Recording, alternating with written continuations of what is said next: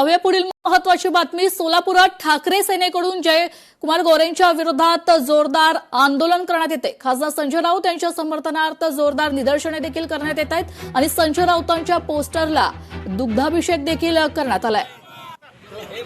सोलापुरात पालकमंत्री जयकुमार गोरे यांच्या विरोधात आंदोलन करण्यात आलेलं आहे। खासदार संजय राऊत यांच्या समर्थनार्थ जोरदार निदर्शने देखील करण्यात आले।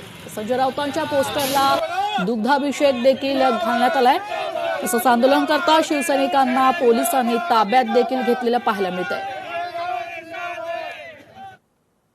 शिवसैनिकांचं प्रेरणास्थान असलेलं संजय राऊत हे व्यक्तिमत्व सर्वांना आवडणार आहे। फक्त भाजपला आवडत नाही, कारण ते जे बोलतात ते बोलले की ह्यांना खाली मिरची लागलेली असते। काल सोलापुरात बर्नालचा प्रचंड खप झालेला आहे। शिवसेनेच्या कुठल्याही नेत्याचा अवमान उपमर्द करायचा प्रयत्न केला, पुतळा जाळण्याचा प्रयत्न केला तर आम्ही जसेच तसे जाऊन त्या ठिकाणी उत्तर दिल्याशिवाय राहणार। आज आपण काय केलंय काय सांगा? आज या ठिकाणी त्यांनी काल जो घाणेरडा प्रकार केला होता, इथं आम्ही गोमूत्र शिंपडलंय।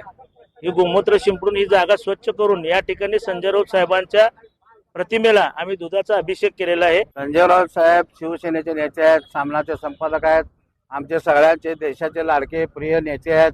ज्यांनी सकाळी उठल्यानंतर या देशातला भ्रष्टाचार, राम मंदिरामधला भ्रष्टाचार, देवळातला भ्रष्टाचार काढण्याचं काम त्यांनी करत आहेत। जंतर मंतर युवकांचं आंदोलन असू दे, त्याला पाठिंबा द्यायचं काम संजय राऊत करत असतात।